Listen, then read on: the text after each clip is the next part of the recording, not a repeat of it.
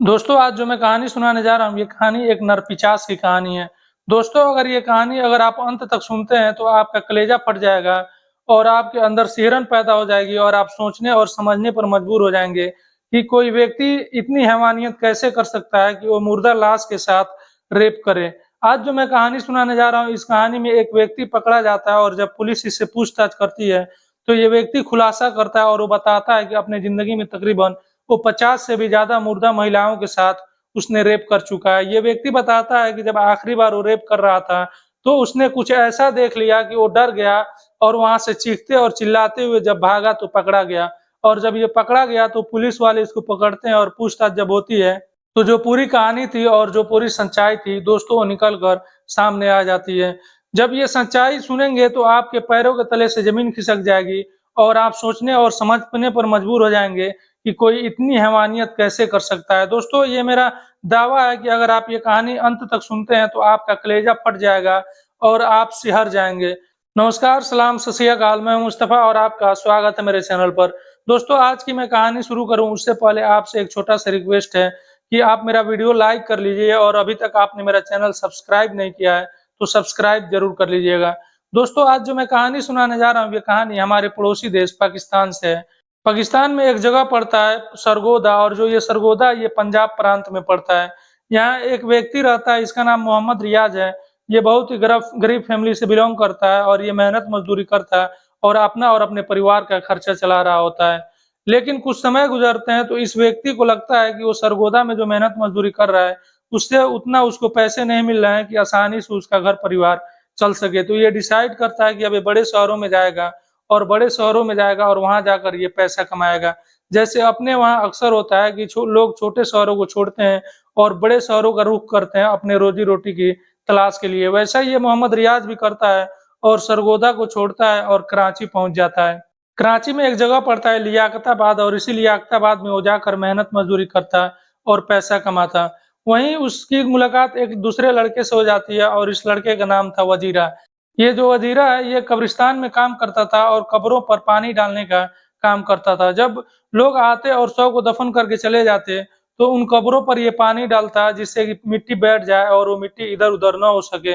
इसका वही काम था उसमें पानी डालने का। तो वजीरा मोहम्मद रियाज से बात करता है और उससे कहता है कि तुम अगर कब्रिस्तान में काम करना चाहो तो मैं तुम मेरे साथ चल चलो और मैं तुमको कब्रिस्तान में काम दिला दिया करूँगा और वहाँ अच्छे पैसे भी मिल जाते हैं। जब मोहम्मद रियाज ये बात सुनता है तो तैयार हो जाता है और वजीरा के साथ चल पड़ता है और उस कब्रिस्तान में आ जाता है जहाँ पर वजीरा काम करता था। अब ये दोनों साथ में करने लगते हैं और अच्छा पैसा कमाने लगते हैं। तभी जो मोहम्मद रियाज है वो ध्यान देता है वजीरा के ऊपर, वो गौर करता है कि कभी-कभी जो वजीरा है वो कब्रिस्तान के अंदर जाता रात के टाइम और जो कब्र अभी 2-3 घंटे पहले जिस कब्र में दफन किया जाता शव को, उस कब्र की ये खुदाई करता और उस कब्र के साथ ये छेड़छाड़ करता। जो मोहम्मद रियाज है वो वजीरा से इस बारे में बात करता है और उससे पूछता है कि तुम क्यों कब्रिस्तान में जाते हो और कब्रों के साथ क्यों छेड़छाड़ करते हो और क्यों खुदाई करते हो? तो ये जो वजीरा है ये एक सच्चाई बताता है उसको यानी मोहम्मद रियाज को और फिर मोहम्मद रियाज भी उससे कहता है कि मुझे भी चलना है तुम्हारे साथ और मुझे भी कब्रों में जाना है। अब ये दोनों जाया करते कब्रिस्तान में और जब भी किसी महिला की लाश आता और असर यानी कि 4 बजे के बाद और मगरिब से पहले 6 बजे से पहले 4 से 6 के बीच में अगर किसी महिला की लाश आता, किसी लड़की की लाश आती, उस लड़की को जब दफना दिया जाता, ये लोग ध्यान लगाकर देखते कि ये जो लाश आ रहा है, ये महिला की लाश आ रही है या फिर ये लड़की की लाश आ रही है। जब उसके परिजन उस लड़की या महिला को दफन करके कब्रिस्तान से वापस अपने घर को लौट जाते, तो अब ये जो दोनों थे, जो वजीरा और मोहम्मद रियाज, ये कब्रिस्तान में जाते और रात होने के बाद ये कब्रिस्तान में पहुँचते और उस कब्र की खुदाई करते और पैर की तरफ से ये कब्र की खुदाई करते और उस कब्रिस्तान में एक-एक करके उतरते और उस कब्र में उतरने के बाद ये लोग उस लड़की के साथ या उस महिला के साथ रेप करते और एक-एक करके ये रेप करते। पहला जाता, फिर बाहर आता, फिर दूसरा जाता, वो रेप करता और फिर वो बाहर आ जाता और ये लोग ऐसा करने के बाद उस कब्र को फिर ठीक कर देते, जैसा कब्र था वैसा बना देते और ये लोग अपने रूम पर चले जाते। ये ऐसा अक्सर करते जब भी किसी लड़की की लाश आती और ध्यान लगाए रहते, जब भी किसी महिला की लाश आती, तो उस कब्र की ये लोग खुदाई करते पैर की तरफ से और जो पटरियाँ वगैरह होती, उनको हटाते और उतना ही जगह बनाते जितने जगह में आराम से एक आदमी उस कब्र में उतर सके और उस कब्र से बाहर आ सके। ये लोग ऐसी हैवानियत करते रहते हैं और धीरे-धीरे समय गुज़रता रहता है, लेकिन इसके बारे में किसी को कानो-कान खबर नहीं होती। इधर जो वजीरा था वो बीमार पड़ने लगा था क्योंकि ये नशा करता था, ड्रग्स वग़ैरह लेता था और एक रोज़ इसकी मौत हो जाती है और मौत के बाद उसी कब्रिस्तान में वजीरा को दफना दिया जाता है। अब जो मोहम्मद रियाज़ था वो अकेला पड़ जाता है और ये वो काम करता अभी भी वजीरा के मरने के बाद भी जो काम ये दोनों साथ में मिलकर किया करते। ये अकेले जाता और उस पर निगाहें गड़ाए रखता जब भी किसी महिला की लाश आती, जब उस महिला की लाश को दफन कर देते और दफन करने के बाद लोग वहाँ से चले जाते। जैसे अंधेरा होता उस कब्र में ये उतरता और उतरने के बाद उस महिला या जो लड़की आती उसके साथ रेप करता है और फिर कब्र को ठीक करता है और फिर अपने रूम पर चला जाता है। ये ऐसा काफ़ी दिनों तक चलता रहता है। फिर एक तारीख आती है और वो तारीख थी 31 अक्टूबर 2011 को। 31 अक्टूबर को एक लड़की की मौत हो जाती है उसी लियाकताबाद के इलाके का। जब उस लड़की की मौत होती है तो उसके परिजन उस लड़की को लेकर आते हैं और ये 4 बजे के बाद का टाइम था, मगरिब से पहले यानी 6 साढ़े 6 बजे से पहले और 4 बजे के बाद की बात है। ये लोग आते हैं अपनी लड़की को लेकर कब्र की खुदाई हो चुकी थी।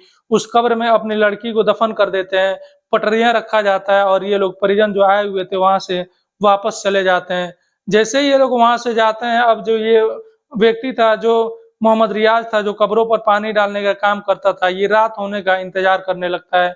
जैसे ही रात होता है, रात होने के बाद ये उस कब्र में आता है, कब्रिस्तान में आता है और उस कब्र की खुदाई करता है और पैर की तरफ से खुदाई करता है और पटरियों को हटाता है और उस कब्र में उतर जाता है। जैसे ही वो कब्र में उतरता है, तो किसी तरह जो लड़की उस कब्र के अंदर मौजूद थी जिसको दफन किया गया था, उसका चेहरा खुल जाता है। जब उसका चेहरा खुलता है, उसके चेहरे से जब कफन हटता है, तो जो ये मोहम्मद रियाज़ है वो देखता है कि उस लड़की की दाँतें चमक रही हैं और उस लड़की का मुँह खुला हुआ है, मानो ऐसे जैसे वो लड़की हँस रही हो। जब ये व्यक्ति यानी कि मोहम्मद रियाज़ देखता है तो घबरा जाता है और उसे कुछ नहीं समझ में आ रहा होता है कि ये क्या हो रहा है। तभी मोहम्मद रियाज़ की नज़र उस लड़की की आँखों पर पड़ती है और उस लड़की की आँखों से एक तेज़ रोशनी निकल रही थी। अब ये देखता है तो इसकी समझ में नहीं आता है कि ये क्या हो गया, कहीं ये भूत तो नहीं है। फिर उसी कब्र में ये चीखने और चिल्लाने लगता है और डर जाता है और घबरा जाता है और किसी तरह उस कब्र से आनन-फानन में बाहर निकालता है और चीखते-चिल्लाते हुए उस कब्रिस्तान से भागता है और बाहर निकलता है। जो उस कब्रिस्तान के आस-पास में जिन लोगों का घर था, जब इसका चीखना और चिल्लाना सुनते हैं, तो वो लोग भागते हुए आते हैं और जो कब्रिस्तान के और भी ज़िम्मेदारान थे, जब वो लोग इसकी आवाज़ को चीखना और चिल्लाते हुए सुनते हैं, वो लोग भी अपने घरों से निकलते हैं और इसके पास यानी कि मोहम्मद रियाज़ के पास आते हैं। जब ये लोग मोहम्मद रियाज़ के पास आते हैं तो इससे से बात करने की कोशिश करते हैं, लेकिन वो डरा हुआ था, घबराया हुआ था और बात करने के लायक ही में वो नहीं था। उन लोगों को कुछ समझ नहीं आता है कि इसके साथ हो क्या गया है। उसके शरीर पर मिट्टी लगी हुई थी। कुछ लोग कब्रिस्तान के अंदर जाते हैं, तो देखते हैं कि अभी जिस लड़की की लाश 2-3 घंटे पहले दफन की गई थी, उसकी कब्र की खुदाई की गई है और उतना खोदा गया है जितने में एक व्यक्ति आराम से उस कब्र के अंदर घुस जाए और निकल जाए। अब लोगों को धीरे-धीरे समझ में आ चुका था कि मामला क्या है और बात क्या है। फ़ौरन जो कब्रिस्तान के ज़िम्मेदारान थे, वो पुलिस को फ़ोन करते हैं और इसको अब गाँव वाले मारने और पीटने पर उतारू हो गए थे। इसकी पिटाई और जान लेने तक पर भी उतारू थे, लेकिन तब तक पुलिस वाले वहाँ पहुँच जाते हैं और मोहम्मद रियाज़ को अपने कब्ज़े में लेते हैं और इससे पूछताछ करते हैं। पूछताछ के दौरान ये जो पूरी कहानी सुनाता है, जो मैंने आपको पहले बता चुका हूँ और ये पूरी बातें बताता है। पुलिस वाले इससे पूछते हैं कि तुम लोगों को कैसे पता चलता कि जो लाश आ रहा है वो किसी लड़की की लाश है या किसी लड़का का लाश है या किसी मर्द का लाश है। तो ये मोहम्मद रियाज़ बताता है कि साहब जब भी किसी लड़की की लाश आती तो उसके उसके शरीर पर अलग तरह का एक कपड़ा रखा रहता जिसको देखकर हम लोग पहचान जाते। पाकिस्तान का ये रिवाज है कि अगर किसी महिला की मौत हो तो उसके ऊपर एक कपड़ा डाल दिया जाता है ताकि किसी गैर मर्द या किसी गैर व्यक्ति उस महिला को ना देख सके। वही लोग उस महिला को देखें जो उसके रिश्तेदार हैं या जो उसके घर वाले हैं। और ये मोहम्मद रियाज़ बताता है कि उन्हीं कपड़ों की वजह से हम लोग पहचान लेते हैं और पहचानने के बाद जब लोग उसका दफन करके उस लड़की या महिला का दफन करके वापस चले जाते, तो हम दोनों मिलकर उस कब्र की खुदाई करते और उस कब्र में घुसते और उसके साथ रेप करते। मोहम्मद रियाज़ बताता है कि हम लोगों ने तकरीबन 48 महिलाओं को एक साथ में रेप किया और उसके मौत के बाद जो वजीरा है जब उसकी मौत हो गई उसके बाद से मैंने सिर्फ़ 2 महिलाओं के साथ ऐसी घिनौनी हरकत किया है और मोहम्मद रियाज़ बताता है कि मैं ये तीसरी महिला के साथ ऐसा कर रहा था, तभी मेरे साथ इतनी दर्दनाक और ऐसी हादसा हो गया।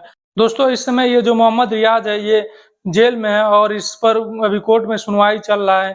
तकरीबन 48 और 2 50 पर इस पर सुनवाई चल रही है और इस पर तकरीबन 8 या 9 पर सजा भी सुनाया जा चुका है और इसको फांसी की सजा मिली है और अभी इंतजार किया जा रहा है कि जब तक पूरा मामला जो है 50 लड़कियों और 50 महिलाओं का जो मामला है, जब तक वो मामले कोर्ट में साबित नहीं हो जाते और सॉल्व नहीं हो जाते, तब तक इसको यानी कि जो मोहम्मद रियाज है, इसको फांसी की सजा नहीं दी जाएगी। अभी तक 8-10 मामलों पर फैसला आया है और इसको फांसी की सजा सुनाई गई है। दोस्तों, ये थी एक हैवान की कहानी, जो हैवान मुर्दा महिलाओं को भी नहीं छोड़ता और उनके साथ रेप करता। दोस्तों, जिंदा रहने के दौरान महिलाएं सुरक्षित नहीं है, अगर मरने के बाद भी उनके साथ यही हरकत हो, यही घिनौना हो, तो वाकई कलेजे को फाड़ देने वाली है और हमारे अंदर सिहरन और कपकपी पैदा कर देने वाली है। दोस्तों, इस कहानी के बारे में आपकी क्या राय है, कमेंट बॉक्स में आप दे सकते हैं और आपसे रिक्वेस्ट है कि मेरा वीडियो लाइक कीजिए और चैनल को सब्सक्राइब करना मत भूलिएगा।